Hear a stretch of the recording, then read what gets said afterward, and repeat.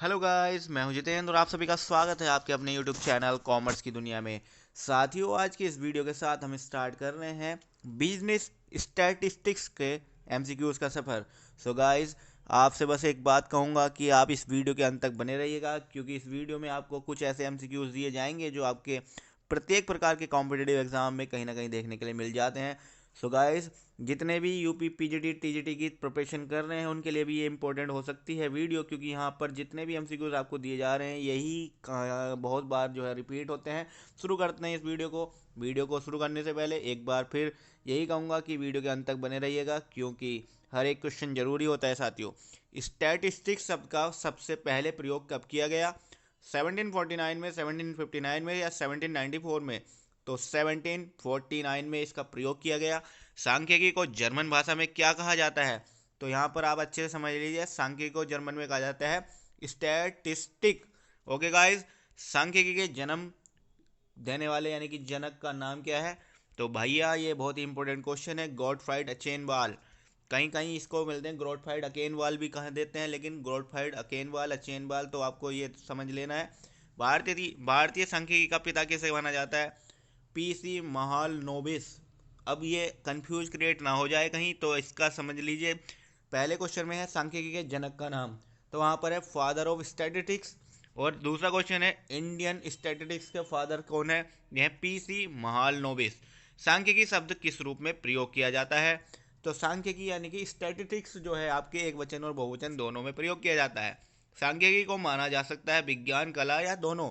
तो मैंने आपसे बहुत बार ये बात कही है कि कॉमर्स की हर एक सब्जेक्ट को साइंस और आर्ट्स दोनों की फॉर्म में रखा जाता है।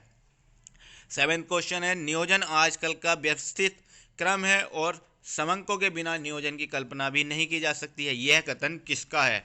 तो ये कथन टिप्पेट का है, और टिप्पेट का कथन जो है बहुत ही इंपॉर्टेंट होता है और ये मैक्सिमम टाइम आपको एग्जाम में मिल जाता है। साथियों, आगे बढ़ते हैं और जानते हैं एट क्वेश्चन, सांख्यिकी गणना का विज्ञान है, ये किसने कहा? ये कहा है डॉक्टर बाउले।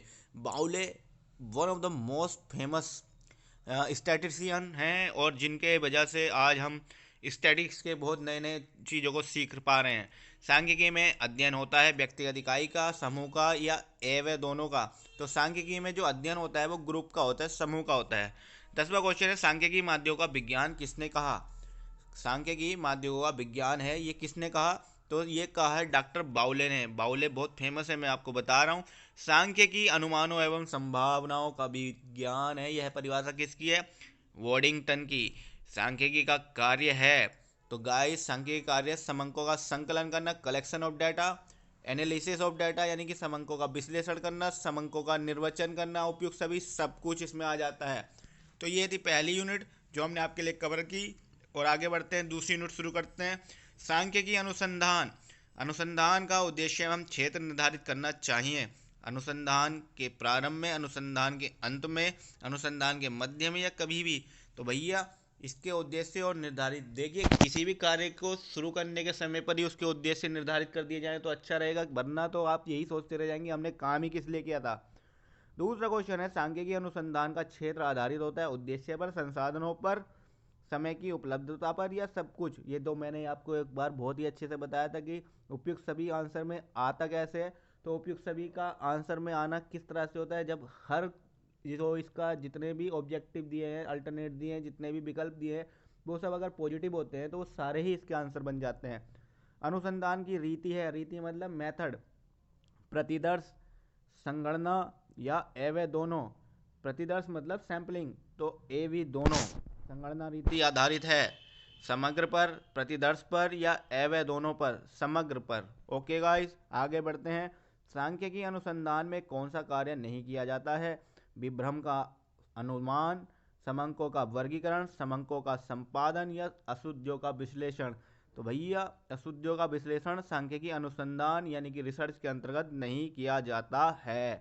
भारत की वर्ष 2011 की जनसंख्या उदाहरण है परिमिति समग्र का, अपरिमिति समग्र का या एवं दोनों का। तो ये एवं दोनों का समग्र कहलाती है।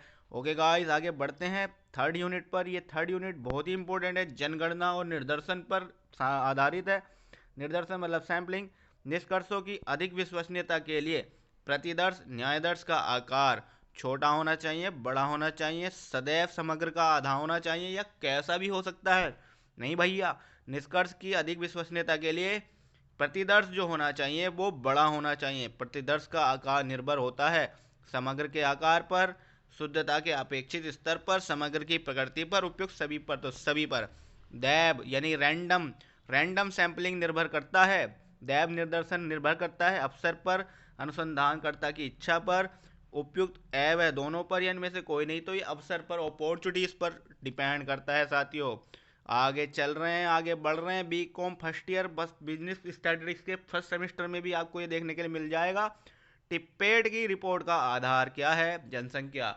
टिप्पेट ने अपनी रिपोर्ट जो है जनसंख्या के आधार पर दी है। निर्दर्शन नहीं हो सकता। आकस्मिक, सविचार, काल्पनिक या स्तरित। तो ये काल्पनिक नहीं हो सकता है मेरे भाई। निम्न में से कौन सा कथन सत्य है? प्रतिदर्श समग्र का एक अंश होता है, समग्र प्रतिदर्श का एक अंश होता है, उपयुक्त ए व दोनों होते हैं, या इनमें से कोई नहीं। तो जो प्रतिदर्श होता है वो समग्र का एक अंश होता है। निम्नलिखित में से कौन एक प्रतिदर्श का आवश्यक तत्व है? एसेंशियल एलिमेंट होता है। आश्रितता, सजातीयता, असमानता या पुष्टिकरण। सजातीयता, एनालॉजी, समंकों का संग्रहण करना, कलेक्शन ऑफ डाटा। इससे रिलेटेड कुछ इंपॉर्टेंट क्वेश्चन फटाफट देखेंगे। समंकों के स्रोत होते हैं, सोर्सेज ऑफ डाटा, केवल प्राथमिक, केवल द्वितीयक, प्राथमिक एवं द्वितीयक दोनों। तो प्राइमरी डाटा, सेकेंडरी डाटा, दोनों प्रकार का डाटा होता है। संवाददाताओं से सूचना प्राप्ति। समंग संकलन की कौन सी रीति है? प्राथमिक समंग संकलन या द्वितीयक समंग संकलन? तो यह है प्राथमिक समक संकलन साथियों। द्वितीयक समंकों की तुलना में प्राथमिक समंक होते हैं कम विश्वसनीय, अधिक विश्वसनीय, या एक समान विश्वसनीय? नहीं भाई, जो द्वितीयक समंकों की तुलना में जो प्राथमिक समंक होते हैं वो आपके बहुत अधिक विश्वसनीय होते हैं। 4 नंबर पर क्वेश्चन है, आर्थिक समीक्षा 2020-21 में प्रकाशित समंक है प्राथमिक समंक या द्वितीयक समंक? तो इसका आंसर है प्राथमिक समंक साथियों। और यहीं पर रुकेंगे आज की इस वीडियो को लेकर के। मिलेंगे आपसे अगली वीडियो में अगले टॉपिक के साथ। तब तक बने रहेगा कॉमर्स की दुनिया के साथ। Thank you so much.